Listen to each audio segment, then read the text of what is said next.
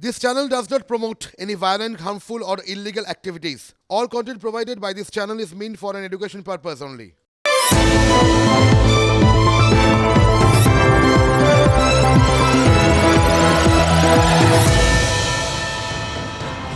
সাম্প্রতিককালে আগ্রা ফোর্টে গেছেন?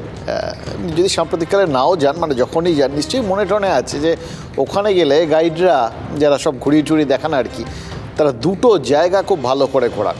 একটা দেওয়ানি আম আর আরেকটা দেওয়ানি খাস। এবার দেওয়ানি খাস কোন জায়গাটা, মানে যেখানে ওই শাহজাহান তার সভাসদদের সাথে দরবার করতেন, আর দেওয়ানি আম মানে যেখানে সাধারণ মানুষ শাহজাহানের দর্শন পেতেন। অযোধ্যার রাম মন্দিরে কাল তো প্রাণ প্রতিষ্ঠা হয়েছে, কি জাঁকজমক দেখলেন তো। গোটা ব্যাপারটার মধ্যে মানে গোটা দেশের একটা অদ্ভুত ইউফোরিয়া, একটা অদ্ভুত উন্মাদনা দেখলাম আমরা কালকে। তার মধ্যে ভক্তি, আগ্রহ সব কিছুর মিশেল টিশেল ছিল, প্রচার তো ছিলই তার মধ্যে। এবার এই গোটা বিষয়টায় মনে হচ্ছিল যে কালকে দেওয়ানি খাস ছিল, আর আজ থেকে মানে অযোধ্যার জন্য কাল দেওয়ানি খাস ছিল, আজ থেকে রাম মন্দির দেওয়ানি আম হয়ে গেল। মানে মন্দির ট্রাস্টের যাবতীয় ক্যালকুলেশন সব গুলিয়ে গেছে। আজ প্রথম দিনেই মানুষের পুরো ঢল নেমেছে। মানে কালকে যদি সারা দেশ তাদের আবেগের একটা উন্মাদনার একটা ছবি সবাই দেখে থাকেন, তাহলে আজ অযোধ্যা দেখলো ভক্তদের উন্মাদনার ছবি। পুলিশকে পাগল হয়ে যেতে হলো, মৃদু বলপ্রয়োগ করতে হলো, ব্যারিকেড ভেঙে গেল। মানে অযোধ্যায় লক্ষ লক্ষ ভক্তের সমাগম হবে এই রকম একটা আবেগের পর, এটা তো অনুমান করা ছিল, এবং ভবিষ্যতে কত হবে সেটা নিয়েও তো অনুমান চলছে। স্টেট ব্যাঙ্ক অফ ইন্ডিয়া, আমি বললাম যে অঙ্ক কষে ফেলেছে, 25 থেকে 30 হাজার কোটি টাকা এই শুধু অযোধ্যা থেকে উত্তরপ্রদেশ সরকার বছরে বাড়তি আয় করবে। কিন্তু ভক্তের ভিড় আজকে যেটা হয়েছে সেটার জন্য মনে হচ্ছে প্রশাসন এতটাও ভাবেননি আর কি। তাদের যাবতীয় প্রত্যাশা, প্রস্তুতি সব ছাপিয়ে চলে গেছে। তাহলে সব মিলিয়ে মিশিয়ে এই দেওয়ানি আমের রূপটা দেখে একটা জিনিস তো বুঝতে পারলাম, প্রথম দিন যাই থাক, দেওয়ানি খাস, তার পেছনে জাঁকজমক, রাজারাজরা, নেতা নেত্রী, প্রচার সব ছিল। আজকের দিনটার জন্য হয় তার একটা আফটার এফেক্ট অবশ্যই, কিন্তু গোটা বিষয়টা একটা জিনিস বুঝিয়ে দিয়ে গেল যে একটা নতুন তীর্থক্ষেত্র জন্ম নিয়ে ফেলেছে।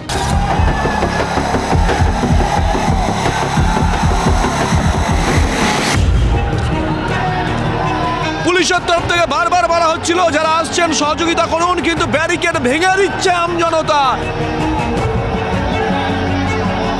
পিছন থেকে অনেক চাপ, পিছন থেকে সবাই একদম হুড়ুড়ায় যাচ্ছে। মানুষ নিজে একে অপরকে ধাক্কা দিয়ে যাচ্ছে, কন্টিনিউয়াসলি কোনো সিস্টেমকে ফলো করছে না। একেই হয়তো বলে আবেগের বেগ। রাম মন্দিরে রামলালাকে দেখার জন্য এমন আবেগ। অনেকে বলছেন 500 বছর অপেক্ষা করেছে, আর 2 ঘন্টা অপেক্ষা করতে অসুবিধা কোথায়, কিন্তু অনেকে এক্ষুনি দেখতে চাইছেন।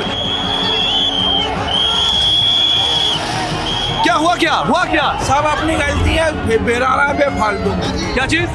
व्यवस्था से नहीं चल रहा है, अपने घटना स्वयं ही कर रहा है।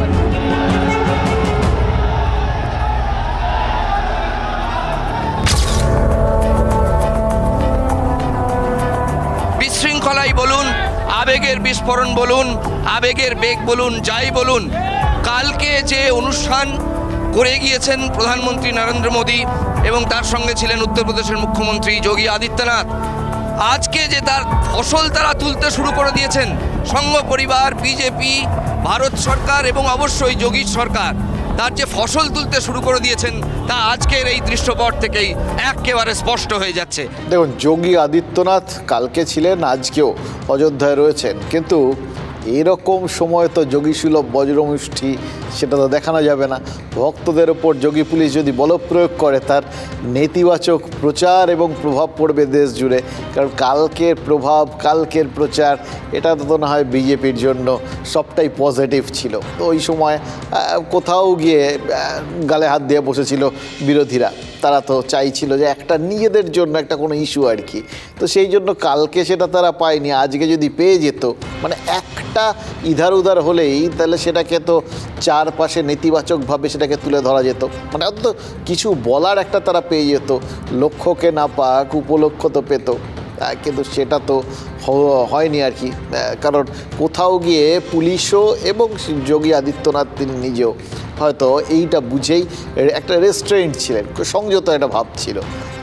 বারাবাঁকির পুলিশ ভক্তদের কিন্তু ওই জন্য বাড়তি বলপ্রয়োগ না করে শুধু অনুরোধ করেছে, আর তার সঙ্গে আরও মানে আশপাশের যারা ভক্ত তাদের অনুরোধ করেছে যে আগামী কয়েকদিন যেন অযোধ্যায় কেউ না যান, ভিড় থিতিয়ে গেলে অযোধ্যায় যান, আপাতত ছেড়ে দিন। মানে এখন এখানে যারা আছে তাদের সব দেখে টেকে চলে যেতে দিন, তারপর পরিস্থিতি একটু স্বাভাবিক হলে তারপর না হয় আসবেন, মোটামুটি এইটা তাদের বার্তা। কিন্তু ঘটনা হচ্ছে যে এই যা আবেগ, তাতে কবে এই সাধারণ ভিড়টা একটুখানি ফাঁকা হবে সেটাও কেউ গ্যারান্টি দিয়ে বলতে পারছে না। তাই জন্য আপাতত পুলিশের পাশাপাশি আধা সেনাও মোতায়েন হয়েছে মন্দিরে, এটাই দরকার আর কি। কারণ এন্ড অফ দ্য ডে যারা যাচ্ছে তারা কোথাও গিয়ে তাদের আবেগ ঠাবেগ আছে, ভক্তি আছে, সব ঠিক আছে, কিন্তু যদি বিশৃঙ্খলা হয়, ওই তো দেখলেন স্ট্রেচারে করে যদি ফিরতে হয়, সেটা তো বড় ক্ষতি না, সেটা না হওয়াটাই বাঞ্ছনীয়।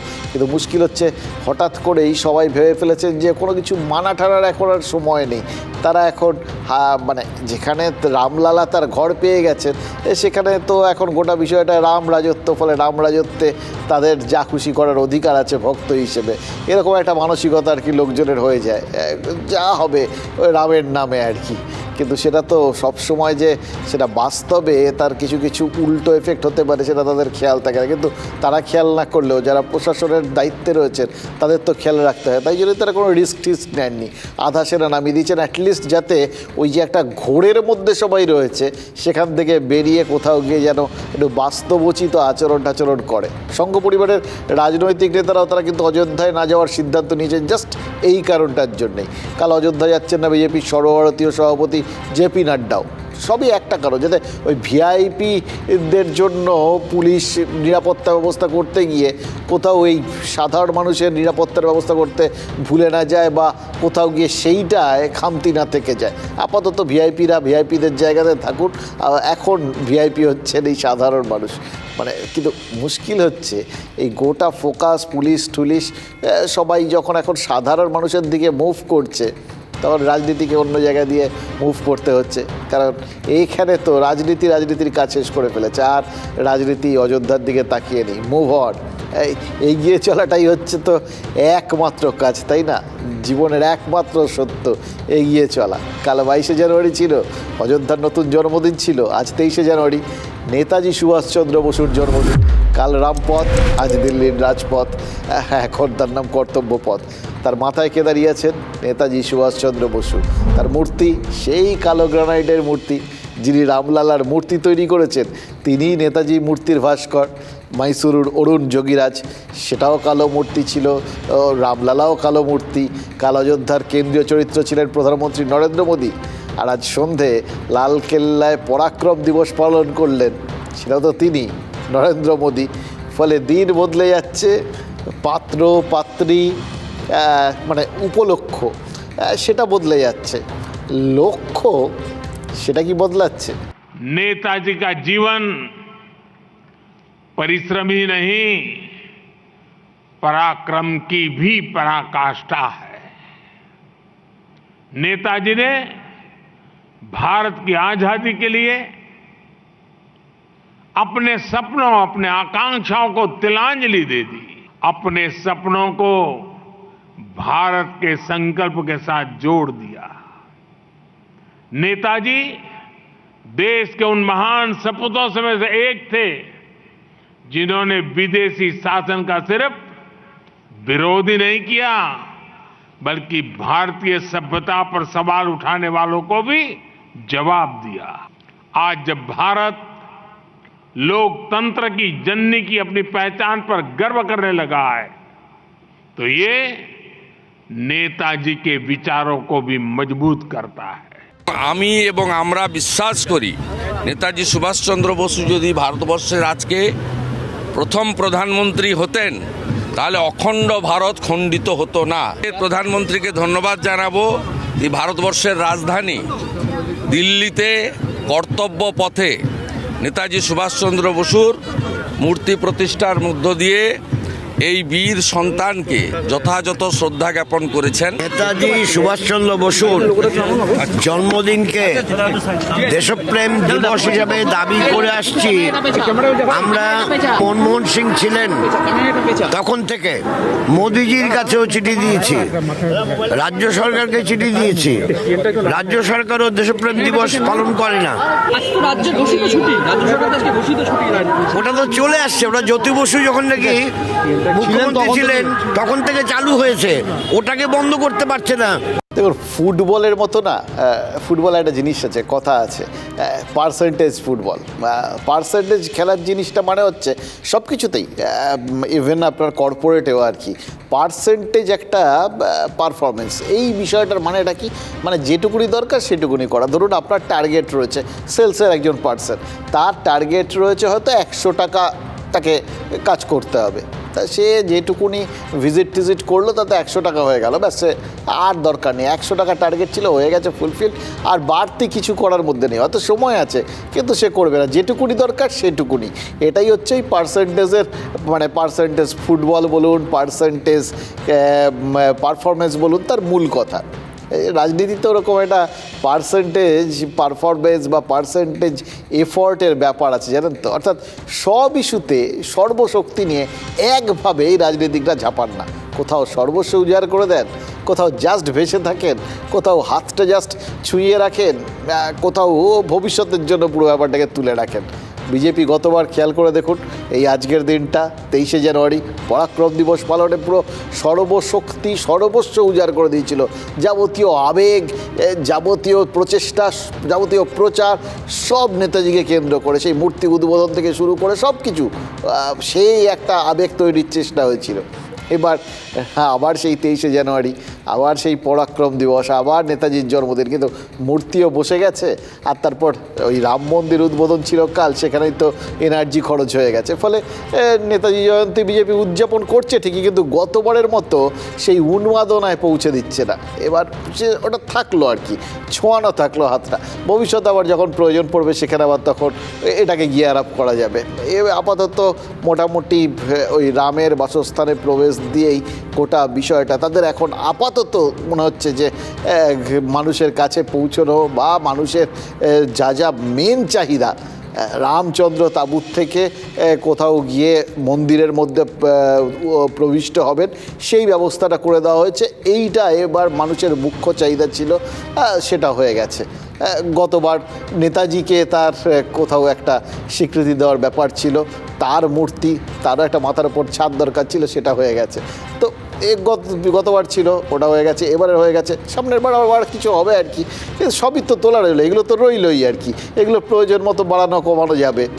এবার বিজেপি তারা এখন নর্মাল জায়গায়, ওই বাড়তি উন্মাদনা নেই, পার্সেন্টেজ। এবার সেখানে বাকি রাজনৈতিক দলগুলো তারাও মুশকিল হচ্ছে, তারাও কোথাও গিয়ে হতোদ্যম হয়ে গেছে, জানেন তো, যে এরকমভাবে একটা রাম মন্দিরকে কেন্দ্র করে এরকম আবেগ, এরকম প্রচার, এরকম উদযাপন, এরকম উৎসব, এরকম উন্মাদনা, এগুলো সব তো হয়ে গেছে। তারা ওটা দেখতে দেখতে বোধহয় হাঁপিয়ে টাপিয়ে গেছেন। কিন্তু ফলে ওই রাজনৈতিক দলগুলোর এখন নেতাজিকে নিয়ে সেই বন্দনা বা নেতাজির আদর্শ, নেতাজি জয়ন্তীর আবেগ, এটা নিয়ে ঝাঁপিয়ে পড়ার বিষয়টা, ফলে কোথাও গিয়ে তাদের সেই উৎসাহে ভাটা পড়ছে। যেটা আছে সেটা হচ্ছে যে হ্যাঁ, একটা ইস্যু করার তো জায়গা রয়েছে, অন্তত একটা সাবস্টিটিউট হাতে যখন দেখছেন যে আজকে যদি এটা নিয়েও ওই একই রকমভাবে উন্মাদনা সৃষ্টি হতো, ওই একইভাবে সবাই ঝাঁপিয়ে পড়তো, তাহলে তো তারা আবার এটা নিয়েও তাদের একটুখানি হয়তো চাপ তৈরি হয়ে যেত। কিন্তু একটা জায়গায় তাদের সুবিধা হয়ে গেছে যে ওটা নিয়ে সেরকম যখন নর্মালভাবে করা হচ্ছে, তখন তারা নেতাজিকে নিয়ে ঝাঁপিয়ে পড়েছে অন্যভাবে। রাম রাজনীতির মোকাবিলা করতে নেতাজি ভক্তি দিয়ে নয়, কিন্তু নেতাজি বিতর্ক দিয়ে, নেতাজিকে সম্মান পাইয়ে দিতে হবে, এরকম আর কি। কোথাও একটু খেই হারিয়ে ফেলেছেন, কারণ গোটা বিষয়টার মধ্যে মানে ধারাবাহিকতার এতটাই অভাব। আর নেতাজিকে নিয়ে যে শুরুটাও তো গত বছর ওই পরাক্রম দিবসে করে বসে রয়েছে বিজেপি, এবারও দাবি করছে আমরা এই পরাক্রম দিবস করছি। ফলে সেটাকে নিয়ে বাড়তি আবেগটা জুড়তে পারছেন না, শুধু রাজনীতিটা করতে পারছেন। বামেরা যেরকম প্রশ্ন তুলেছে, দেশপ্রেম দিবস কেন ঘোষণা করা হয় না, তারিখটা এক, মানুষটা এক, মূর্তিগুলোও আলাদা নয়। সেই মূর্তিকে সকলেই শ্রদ্ধা জানালেন, কিন্তু এ পক্ষ বলছে পরাক্রম, ও পক্ষ বলছে দেশপ্রেম। কয়েকজন অত্যুৎসাহী নেটিজেন তো নেতাজিকেই আসল রাম বলে উইশ করে বসে আছেন। হয়তো তাদের কালকের ওই ঘোরটা কাটেনি, হ্যাংওভারও বলতে পারেন, কিংবা সময়ের দাবি মেনে নেতাজিকেও রাম দিয়ে কেউ কেউ ব্যাখ্যা করতে চান, অথবা কেউ কেউ চান যে এটা হোক, তাহলে তার অন্তত অ্যান্টি বলা যাবে। বা নেতাজি, তাকে কেন্দ্র করে তার কর্ম, এটা জাস্ট সিম্পল জিনিস মনে হচ্ছে, জানেন তো। আমরা দেখছিলাম তো সব কিছু মনীষীদের নিয়ে। এমনিতে আমরা খুব আত্মবিস্মৃত জাত একটা, সচরাচর আমরা এই বিষয়গুলোকে আমাদের নিজেদের বাগাড়ম্বর করতে, মানে ধরুন আমাদের নিজেদের যারা রবীন্দ্রনাথ, আমাদের নেতাজি, আমাদের নজরুল, আমাদের জগদীশচন্দ্র বোস, এরকম যারা যারা আছেন আর কি, তাদের নিয়ে আমরা বাড়তি বাড়াবাড়িটা করি না। কেন করবো? আমাদের তো এরা আমরা বাঙালি, এরকম আত্মম্ভরিতা পছন্দ করি না, আত্মপ্রচার পছন্দ করি না, তাই জন্য এটা নিয়ে আমরা বাড়াবাড়ি করি না। আমরা এদের বুকের ভেতর ধরে রেখেছি, এদের আমরা উদযাপন করি অন্তর থেকে। এদের প্রতি আমাদের অন্তরের শ্রদ্ধা ফল্গু ধারার মতো সারা বছর ধরে বয়ে চলে। ও একটা পার্টিকুলার দিনের দরকার নেই। মানে আমাদের নিজেদের জন্য যা যা যুক্তি, ওই স্পেশাল হাত মানে অজুহাত, এগুলো সব আমরা তৈরি করে রেখে দিই আর কি। কেন এগুলো করি না খেয়াল করে দেখুন তো। যদি আমরা সবাইকে এই যে যাদের আমরা এরকম বক্তব্যগুলো দিই, তাদের আমরা সবসময় সত্যিই মনে রাখতাম বা তাদের আমরা বোঝার চেষ্টা করতাম, তাহলে আমরা কি দেখতাম? আচ্ছা, নেতাজি কোনো দিন এই প্রচার, আত্মম্ভরিতা, এগুলো নিয়ে বাড়তি কোথাও গিয়ে স্বীকৃতি এইগুলো চেয়েছেন? তিনি, তার লক্ষ্য ছিল একটা, কর্ম ছিল একটা। তিনি ভারতের স্বাধীনতার লক্ষ্যের জন্য ঝাঁপিয়েছিলেন, সেখানে ফোকাস করেছিলেন।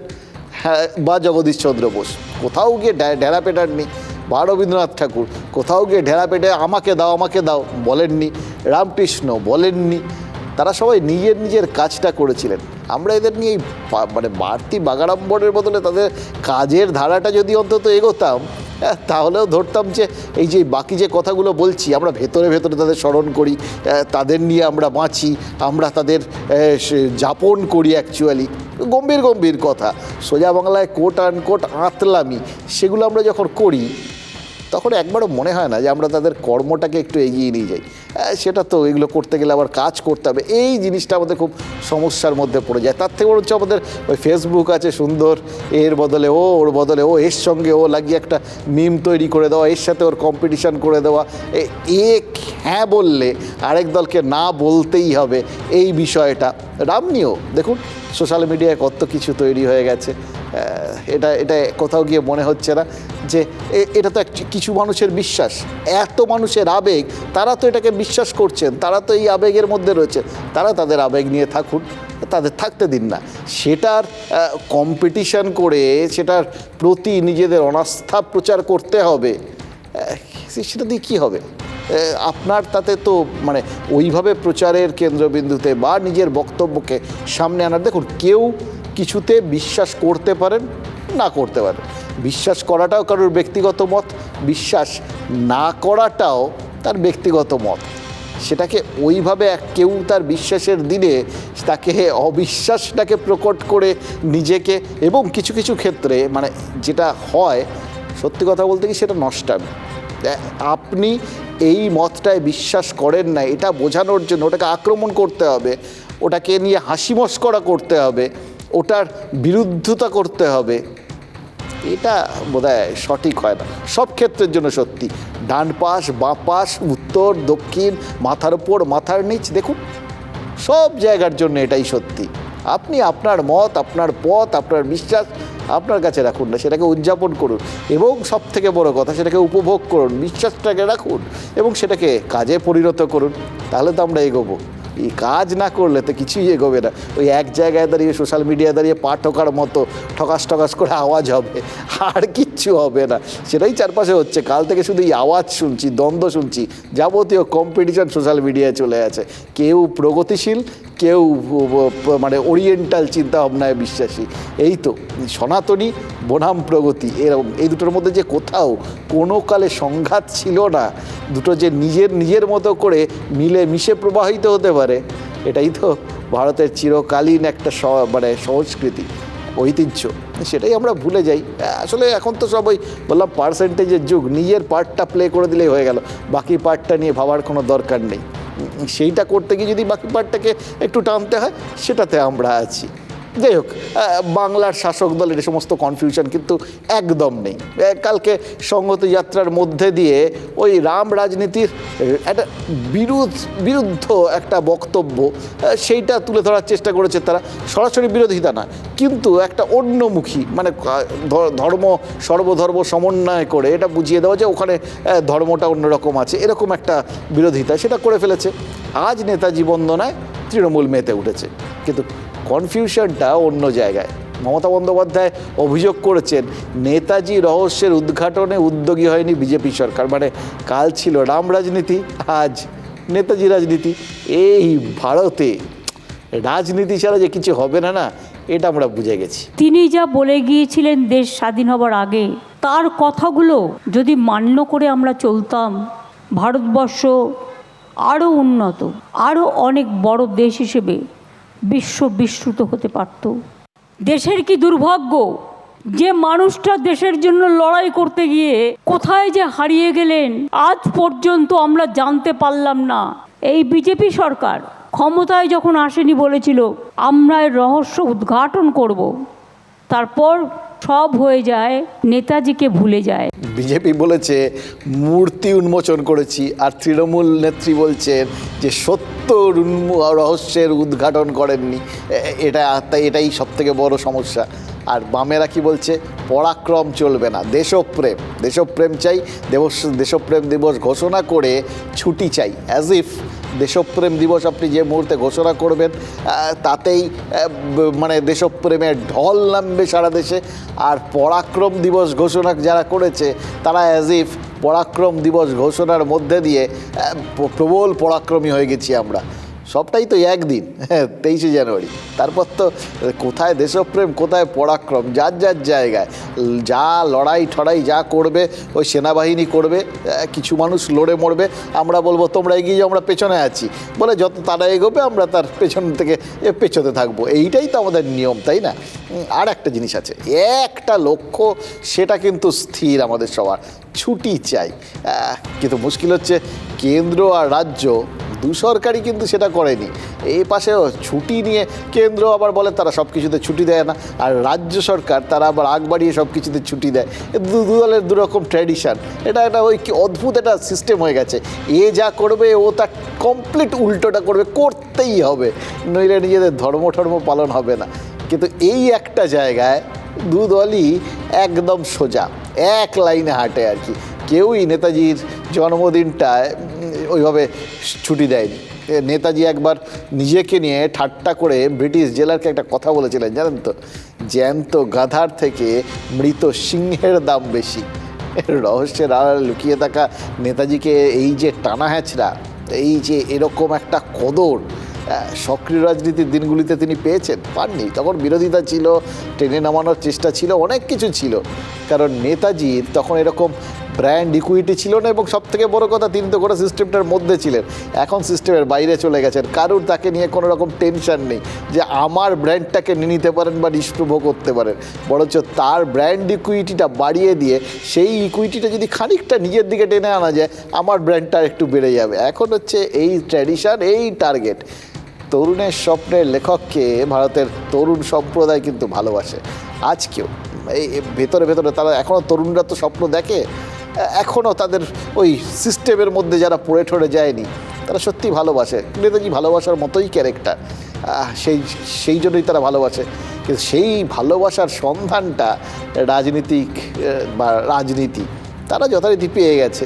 সেই জন্য রাজনীতিকরাও কিন্তু নেতাজিকে ভালোবাসেন, কারণ একটা বড় অংশ তাকে ভালোবাসেন। সকলের নেতাজি প্রেমের উদ্দেশ্য তাই এক নয়। দেখুন, নেতাজি কংগ্রেসে বঞ্চিত, বিক্ষুব্ধ, বিদ্রোহী ছিলেন, সেটা আমরা জানি। আর সেই জন্য নেহেরু গান্ধী পরিবারের প্রভাব খর্ব করতে নেতাজি যে বিজেপির ন্যাচারাল চয়েস হবেন, তার জন্য বিরাট রাজনীতি হওয়ার দরকার নেই। এবার কংগ্রেস দাবি করে তারা দেশ স্বাধীন করেছে, নেতাজিকে সামনে রেখে তার একটা কাউন্টার ন্যারেটিভ তৈরি করতে চায় বিজেপি।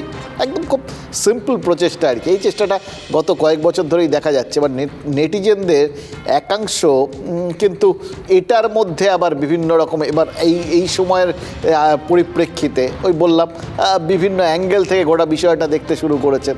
তাতেও অবাক হওয়ার কিছু নেই, কারণ সোশ্যাল মিডিয়াটা কখনো কখনো রূপকথার রাজ্য হয়ে যায়। তাদের ওই রূপকথার পরিবারে সবাই মিলেমিশে এক হয়ে যায়, সেখানে রাম নেতাজি সব এক, তাদের সব কথা ওই জন্য আলাদা করে আর গুরুত্ব দিতে হয় না। কিন্তু ভাবলে একটা কথায় দেখুন যে বঙ্গ বিজেপির নেতারা তারা ওই একই পথে কিন্তু হেঁটে বসে আছে। নেহরুর বিপরীতে নেতাজিকে সফলভাবে প্রতিষ্ঠা করেছে বিজেপি। এবার তারা নিজেদের পলিটিক্যাল ন্যারেটিভের সঙ্গে বা তারা যে ছন্দে ব্যাপারটাকে এগিয়ে নিয়ে যাচ্ছে, যে তাদের বক্তব্যটা আস্তে আস্তে সব জায়গায় ছড়িয়ে দিচ্ছে, সামনে ভোট আসছে, ন্যাচারালি এটার একটা তাগিদ তো রয়েছে, তার সাথে এবার মাঝখানে নেতাজি পড়ে গেছেন, ফলে তাকেও সেই স্রোতেই একটা মিলিয়ে দেওয়ার চেষ্টা কিন্তু শুরু হয়ে গেছে। বিজেপির রাজ্য সভাপতি সুকান্ত মজুমদার পরিষ্কার করে হঠাৎ বলতে শুরু করে দিয়েছেন নেতাজি হিন্দু ছিলেন। সরি, হঠাৎ করে বলাটা বোধহয় ঠিক হলো না, কারণ রাজনীতিকরা এই হঠাৎ করে ফোটান কোট কিচ্ছু বলেন না। ভোটের বছরে রামলালার প্রাণ প্রতিষ্ঠার ঠিক পরের দিন নেতাজিকেও রামরসে জারি দিতে পারলে আর দেখে কে? এই যে উদ্যোগটা, এটাকে তাই হঠাৎ কি বলা যায়? নেতাজি অন্তর্ধান, সেটা তো আজও রহস্য। কিন্তু নেতাজির দেশপ্রেম আর নেতাজির এই ধর্ম নিয়ে অবস্থান, সেটার মধ্যে কিন্তু কোনো রহস্য নেই, সেটা আমরা সবাই জানি। ওই আজাদ হিন্দ বাহিনীর দিকে তাকান, তার ডান পাশে বাঁ পাশে কারা ছিলেন, কাদের সমাদর করতেন, কাদের দায়িত্ব দিয়েছিলেন, কাদের বিশ্বাস করতেন, তাকান, তাহলেই বুঝে যাবেন যে তার এক্ষেত্রে মানসিকতাটা কী ছিল। ওই বললাম না, কর্মটাকে শুধু একটুখানি ধরতে হবে, বুঝতে হবে, ফলো করতে হবে। রাজনীতিকদের অবশ্য অত সময় নেই, তারা জাস্ট একটা লাইনেই চলেন, তাদের নিজেদের যে ন্যারেটিভ তার মধ্যে ফিট করে দিতে হবে, তাহলে ব্যাস একটা বাড়তি বুস্ট হয়ে গেল। নেতাজি ঘরে ফেরেন নাই, কেন ফেরেন নাই সেটা এখন বুঝতে পারছি, আর মনে হচ্ছে না ফিরে ভালোই করেছে। নেতাজি সুভাষচন্দ্র বসুর মেয়ে অনিতা পাফ, তিনি সংবাদ মাধ্যমের সামনে পরিষ্কার করে বলেছেন, my father was a practising Hindu. তার মেয়ে বলছে, আমরা তো বলছি না। তো ভগবান রামচন্দ্রের সাথে নেতাজির কোনো বিরোধ নেই, উল্টে নেতাজির সাথে ভগবান রামচন্দ্রের জীবনের অনেক সিমিলারিটি আছে। বিজেপি পার্টি নেতাজি সুভাষচন্দ্র বোসকে তার প্রতি যে শ্রদ্ধা মানুষেরকে কবজা করতে চেয়েছিল, পাশাপাশি কংগ্রেসকে খাটো করতে চেয়েছিল। একটা দিবস ঘোষণা করে দিয়েছিল, যতক্ষণ প্রয়োজন ততক্ষণ বিজেপি পার্টি তাকে ব্যবহার করবে, ইউজ অ্যান্ড থ্রো। দেশ ভক্তির নিরিখে নেতাজিকে তাদের মনে হয়েছিল তাকে খাড়া করা যেতে পারে, তাই কবজা করে নাও। নেতাজির অর্থনৈতিক চিন্তাকে অস্বীকার করা হয়েছে। নেতাজি মানে প্ল্যানিং কমিশন, যোজনা পর্ষদ, তাকে মিশিয়ে দেওয়া হয়েছে। সরকারের কাজ ছিল প্ল্যানিং করা, ডেভেলপমেন্ট করা, রোজগার, রুটি, শিক্ষা, স্বাস্থ্য, সড়ক ব্যবস্থা করা।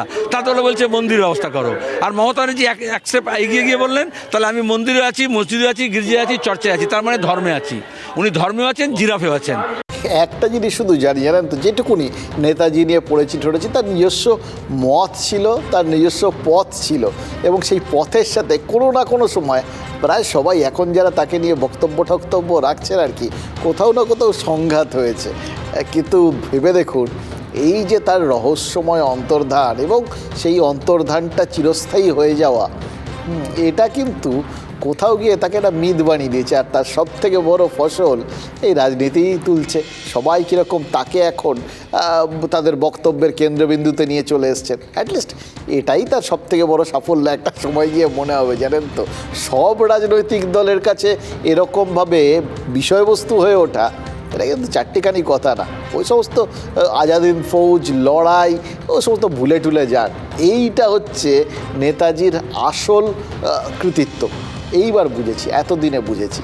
আরেক এই ব্যাপারে না, মানে রাজনৈতিক নেতারা প্রত্যেক মুহূর্তে আমাদের চমকে দেন, চমকের কোনো শেষ নেই। আজকে যেরকম, ওটা ছেড়ে দিন, অন্য চমক তো দেখলাম, চমকে দিয়েছেন সুজন চক্রবর্তী। মালদায় তৃণমূল পরিচালিত পুরসভার মঞ্চে এই সিপিএম নেতাকে দেখা গেছে। এবার নেতাজি স্মরণের অনুষ্ঠান, এটার মধ্যে তো কিছু বক্তব্য নেই, কিন্তু কৃষ্ণেন্দুর সঙ্গে একই মঞ্চে সুজনের উপস্থিতিতে জোর বিতর্ক শুরু হয়েছে। এইখানটাতেই মনে হচ্ছে বিতর্কের কী আছে, তিনি তো যদি সত্যিই নেতাজি প্রেমী হন এবং যদি আরও কেউ নেতাজি প্রেমী হয়, দুজনের মধ্যে তো অন্তত এই জায়গায় বিরোধ থাকার কিছু নেই। আর একে তো আগেকার দিন নাকি একে অন্যের ছায়া মারাবে না, এক ঘরে করে রাখা হবে, অস্পৃশ্য করে রাখা হবে। রাজনীতিতে এই থিওরিটা তো চলার কথা না, চলে।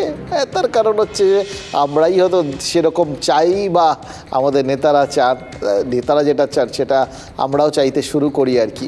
নেতাজির জন্মদিনকে জাতীয় ছুটির দিন ঘোষণা নিয়ে মঞ্চ থেকে কিন্তু কেন্দ্রকে বিধে দিয়েছেন সুজন চক্রবর্তী। এবার তৃণমূল নেতারা তারাও কেন্দ্রকে বিধেছেন।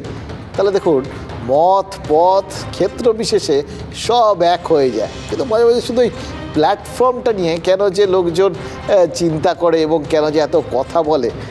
প্ল্যাটফর্ম ওটা তো আমাদের রাজনীতিতে অ্যাকচুয়ালি মায়া। মিউনিসিপ্যালিটির চেয়ারম্যান যে সে কি তৃণমূল নাকি? সে তৃণমূল, কংগ্রেস হলে কংগ্রেস, কখনো তৃণমূল, এখন তাহলে তৃণমূল। মাঝখানে বোধহয় কংগ্রেস ছিল, তারপরে সে বিএসএফ এর কারা ছিলেন, আর্মসের অফিসে আর্মির অফিসাররা ছিলেন, তারপর ওই কলেজের ইনস্টিটিউটের ডিরেক্টররা ছিলেন। এখানে তৃণমূলও যায়নি, সিপিএমও যায়নি। যেভাবে সামাজিক অথবা এই রকমের নেতাজির মূর্তিতে মালা দেওয়া, কলকাতায় যে মূর্তিতে যেমন মালা দেওয়া হয় আমরাও দিই, মমতা ব্যানার্জিও দেয়। So what of it? ঠিক হলোটা কি? এতে আর কি অবাক হওয়ার কি আছে? গুলিয়ে যাওয়ারই বা কী আছে? এই তো কালকে একাধিক বামদল পরিচালিত সংহতি অনুষ্ঠানে যোগ দিয়েছিলেন শিক্ষামন্ত্রী ব্রাত্য বসু। তার দলই নাকি তাকে সেই অনুষ্ঠানে যোগ দিতে উৎসাহিত করেছিল। এবার সুজন চক্রবর্তীও কি দলের উৎসাহী ওই তৃণমূল পরিচালিত পুরসভার নেতাজি স্মরণে গেলেন? এই বামেরাই কিন্তু একসময় স্বীকার করেছিল যে নেতাজির মূল্যায়ন তাদের নাকি ভুল ছিল, আর এখন সেই বামেরাই অভিযোগ করছেন নেতাজির অবমূল্যায়ন করেছে বিজেপি। নেতাজিকে যে যার মতো করে ব্যাখ্যা করছে। তার মানে ভোটের আগে সবার রাজনৈতিক লাইন, মানে সবার ব্যাখ্যা ট্যাখ্যাগুলো এও বলবেন ভুল টুল করেছেন, কিন্তু নিজেদের রাজনৈতিক লাইনটা সবাই ঠিক ঠিক করছেন। সেটা আরও নিশ্চিত হয়ে গেলাম যখন রাহুল গান্ধীকে দেখলাম। ওয়ানারের কংগ্রেস সাংসদের ট্রেডমার্ক দাঁড়ি তার আবার গালে ফিরে এসছে। ভারত জোড়ো যাত্রা দ্বিতীয় পর্যায়ে চলছে, এবার ন্যায় যাত্রা নাম দিয়েছেন রাহুল গান্ধী। এই দাড়ি বোধহয় যাত্রার ট্রেডমার্ক চিহ্ন। গুয়াহাটির ওই যাত্রার আরেকটা দৃশ্য দেখে চমকে গেছিলাম, যে অবিকল অযোধ্যার দৃশ্য মনে হচ্ছে। জনতার উন্মাদনা, পুলিশের বাধা, ব্যারিকেড ভাঙা, দুপাশে দুটো ছবি রাখলে কোনটা কার ছবি ঠিক বোঝা যাচ্ছিল না। প্রথমে ভেবেছিলাম গুয়াহাটি শহরে কোনো মন্দির উদ্বোধন হয়ে গেল কি না, কামাখ্যা ছাড়া আর কোনো তীর্থক্ষেত্রের নাম তো শুনিনি। এবার রাহুল গান্ধীকে দাঁড়িয়ে থাকতে দেখে বোঝা গেছিল যে না, এই ভক্তেরা রাম ভক্ত নন, এরা রাহুল ভক্ত। আর বাধা যিনি দিচ্ছেন তিনি একসময় রাহুল ভক্তই ছিলেন, অসমের মুখ্যমন্ত্রী হেমন্ত বিশ্ব শর্মা। তিনি গুয়াহাটির রাস্তায় ন্যায় যাত্রায় কোনোভাবেই সহমত নন, আটকাতে হবে। কংগ্রেস কর্মীরা জোর করে ঢুকেছেন, রাহুল গান্ধীর সামনেই পুলিশি সঙ্গে তাদের ধাক্কাধাক্কি হয়েছে, অশান্তি হয়েছে, যা হয় আর কি। এবার অশান্তিতে উস্কানির অভিযোগে রাহুল গান্ধীর বিরুদ্ধে পুলিশি ব্যবস্থার নির্দেশ দিয়েছেন হিমন্ত বিশ্ব শর্মা। অর্থাৎ ওই বললাম, চারপাশে যা যা হচ্ছে হবে তার মধ্যে খেয়াল করে দেখুন, সব মানে মানুষের সবাই নাকি হিতের জন্যে করছেন। মানুষের হিতের জন্যই রাম মন্দির, মানুষের হিতের জন্যই নেতাজির আদর্শ, মানুষের হিতের জন্যই নাকি ন্যায় যাত্রা, সব মানুষের হিতের জন্য, সব আপনার আমার জন্য, সব আমাদের জন্য। আর তার মধ্যে ওকে বাধা দেওয়া, ওর দিকে আঙুল তোলা, সবাইকে বিতর্কে জড়িয়ে ফেলা, সেটাও কিন্তু আমাদের জন্য। সবাই নিজের নিজের জায়গায় एकदम ठीक है। जब वो यात्रा को डिसरप्ट करते हैं, वो यात्रा की मदद करते हैं, तो मैं तो चाहता हूँ, फ्रैंकली मैं आपको बोलूँ, मैं तो चाहता हूँ कि यात्रा को डिसरप्ट करें, कि हमें मतलब कॉलेजेस में जाने से रोकें। मैं कॉलेज में जाने से रोका, पूरा कॉलेज भरा गया, आपने देखा पूरा कॉलेज भरा गया, हर स्टूडेंट ने मेरा वहाँ पे भाषण देखा। तो अगर हम कॉलेज में करते, वो कॉलेज के अंदर होता, इन्होंने डिसरप्ट किया, हमने बाहर किया, वो पूरे मतलब देश में चला गया। तो मैं तो बहुत खुश हूँ, जितना करना है करिए, मज़ा आ रहा है, हमारा ही फ़ायदा है।